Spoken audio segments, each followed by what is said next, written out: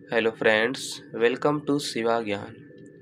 आज की क्लास में हम लोग क्लास 10th मैथमेटिक्स प्रश्नावली 1.1 एनसीईआरटी बुक से क्वेश्चन नंबर 3 को सॉल्व करने चल रहे हैं। आप लोग ध्यान से देखिएगा, क्वेश्चन बहुत ही अच्छा है।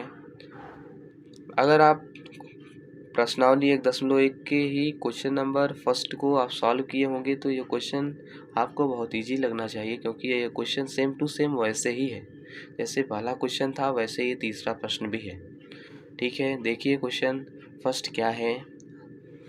तीसरा है, किसी परेड में 616 सदस्यों वाली एक सेना आर्मी की टुकड़ी को 32 सदस्यों वाले एक आर्मी बैंड के पीछे मार्च करना है।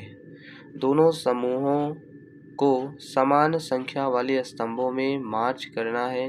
उन स्तंभों की अधिकतम संख्या क्या है जिनमें वे मार्च कर सकते हैं। ठीक है, प्रश्न हमारा यही है। देखिए, अगर आप एक चीज़ ध्यान देंगे, क्वेश्चन को सब पूरा पढ़ने के बाद आपको एक चीज़ यहाँ पर एक शब्द मिल रहा है, अधिकतम संख्या। इसी दो शब्द से आप एक स्पष्ट कर लीजिएगा कि जो है आपको इस क्वेश्चन में आपको HCF निकालना है, यानी मसा आपको निकालना है। वो भी मसा साधारण तरीके से नहीं बल्कि यूक्लिड विभाजन एल्गोरिथम से निकालना है, क्योंकि इस प्रश्नावली में उसी का प्रयोग किया गया है। ठीक है, अगर आपको यहाँ पर न्यूनतम संख्या दे देती तो आपको मसा के बदले फिर आपको लसा निकालना पड़ता, यानी LCM निकालना पड़ता।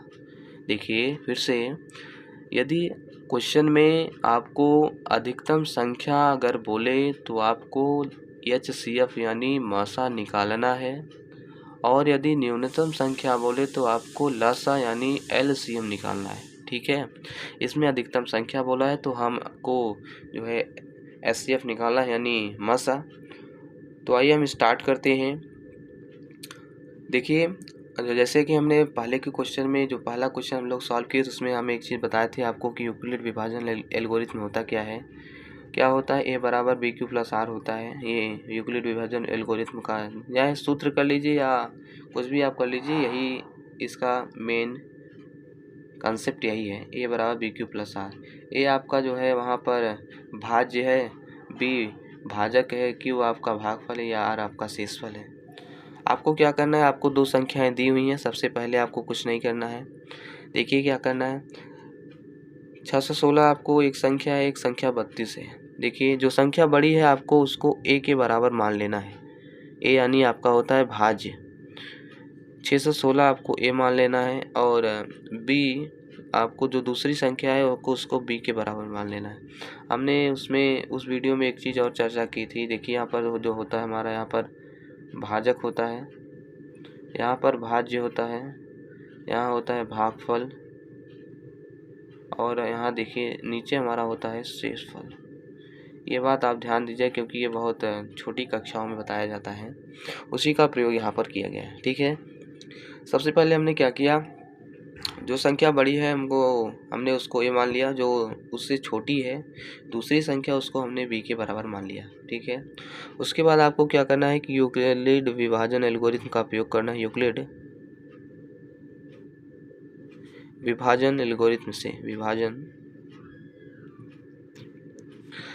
विभाजन प्रमेयिका भी आप कर सकते हैं इसे, प्रमेयिका से क्या होता है अभी हमने बताया, A बराबर BQ प्लस R होता है। ठीक है, आपको क्या करना है, A की वैल्यू और B की वैल्यू इसी में आपको पुट कर देना है। आप इसको समीकरण 1 चाहे मान सकते हैं, आपकी इच्छा, मान लीजिए समीकरण 1 है। A की वैल्यू आप इसमें पुट कर दीजिए, क्या है 616 बराबर B की वैल्यू आपको दिया है 32, और Q कुछ नहीं दिया है, R भी कुछ नहीं दिया है।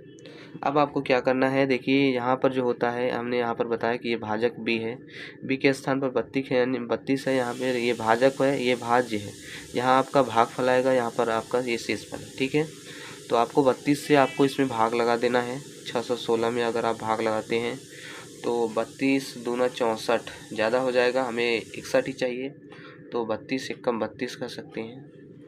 और इसको जब घटाएंगे तो यहाँ 1 है, 2 में से घटेगा नहीं, इधर से कैरी लेंगे तो 11 हो जाएगा, 2 है तो यहाँ 9 हो जाएगा। ठीक है, यहाँ पर 5 बचा, 5 में से 3 चला जाएगा तो बचेगा 2। 29 छोटा है को नहीं होगा, हम यहाँ पर 6 को भी उतार लेते हैं। फिर देखेंगे अगर 32 को अगर हम 9 से गुणा कर दें, देखिए 9 त्रिक 27 लगभग आ गया, 9 दूनी 18, 1 हो गया, और उसके बाद 9 त्रिक 27 1 28, 288 आ जाएगा, यानी इसके करीब है। अगर 10 से कर दें 320 हो जाएगा, तो 320 चाहिए नहीं हमें, 296 ही चाहिए, तो यही हमारा काम करेगा, यानी 9। 32 नवैया हो गया हमारा 288। इसको जब हम घटाएंगे तो यहाँ पर 6 है, 8 में से घटेगा नहीं, इधर से कैरी लेंगे तो 16 हो जाएगा, 16 में से 8 चला जाएगा तो 8 बचेगा, और इधर फिर बटा 8 बच गया, 8 में से 8 गए 0 हो गया, 2 में से 2 गए 0 हो गया, हमारे पास यानी 8 बचा है। देखिए ये हमारा क्या है, ये हमारा भागफल है और ये हमारा शेषफल है। आपको वैल्यू इसी में आपको पुट कर देनी है। आप 616 लिख दीजिए, उसके बाद क्या करना है, 32 हो गया, क्यू की वैल्यू आप यहाँ से रख दीजिए, क्या है 19 है, प्लस आर की वैल्यू आप देखिए यहाँ पर 8 है।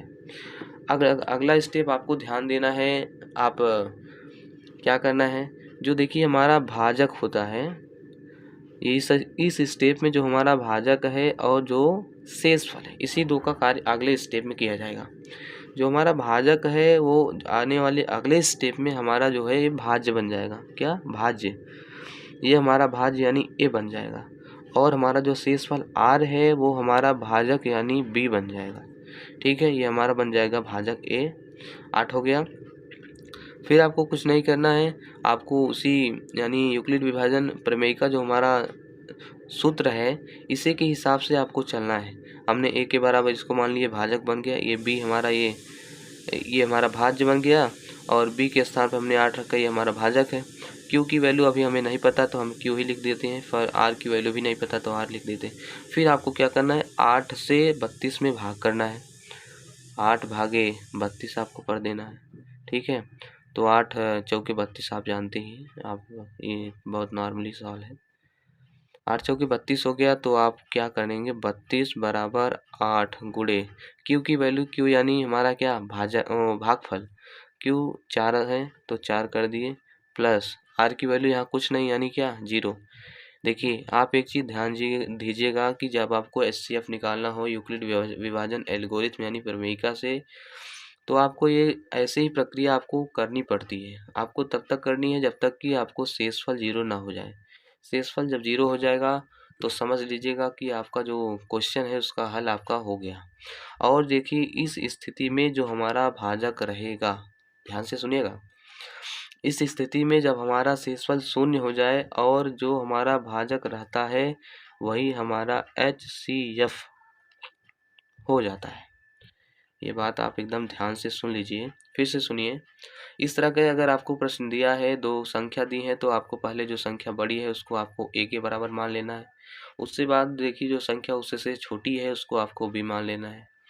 आप एक चीज़ जानते हैं कि आप पिछली कक्षाओं में यहाँ पढ़ चुके हैं कि भाजक इधर साइड देखिए भाजक होता है, बीच में यहाँ भाज्य होता है, इधर भागफल आता है, इधर नीचे शेषफल। उसी के आधार पर हमने लिखा फिर यूक्लिड विभाजन प्रमेयिका से a बराबर बी क्यू प्लस आर।